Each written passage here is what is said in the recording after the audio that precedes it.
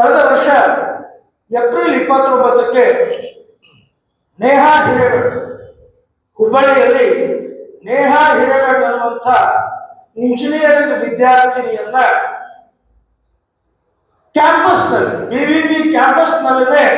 ಅಮಾನುಷವಾಗಿ ಈ ಲವ್ ಜಿಹಾದ್ ಅಡಿಯೊಳಗಡೆ ಹತ್ಯೆ ಮಾಡಿದ್ದನ್ನ ನಾವು ಇಡೀ ರಾಜ್ಯ ಅಲ್ಲ, ಇಡೀ ದೇಶ ಅಲ್ಲ, ಜಗತ್ತೇ ಚರ್ಚೆ ಎಲ್ಲರನ್ನೂ ಬೆಚ್ಚಗೊಳಿಸಿತ್ತು. ಎಂಥ ಕ್ರೂರತೆ ಇದೆ! ಯಾವ ಮಟ್ಟದಲ್ಲಿ ಇವತ್ತು ರಾಕ್ಷಸೀಯ ವೃತ್ತಿ ಪ್ರವೃತ್ತಿ ಆಚೆ ಬರ್ತಾ ಇದೆ ಅನ್ನುವಂಥದ್ದು ಆ ಒಂದು ನೇಹಾ ಹಿರೇಮಠ್ ಘಟನೆಯಲ್ಲಿ ನಮ್ಮೆಲ್ಲರ ಕಣ್ಣೆದುರಿಗೆ ಬರ್ತದೆ. ಅವಾಗ ನಮ್ಮ ರಾಷ್ಟ್ರೀಯ ಅಧ್ಯಕ್ಷರು ಹೇಳಿದ್ರು, ಇದು ಯಾಕೋ ವಿಪರೀತ ಆಗ್ತಾ ಇದೆ, ಇದಕ್ಕೆ ಇನ್ನೂ ಸ್ವಲ್ಪ ನಾವು ಶಕ್ತಿಯನ್ನು ತುಂಬಬೇಕು, ಇದಕ್ಕೆ ಒಂದು ಧೈರ್ಯವನ್ನು ತುಂಬಬೇಕು,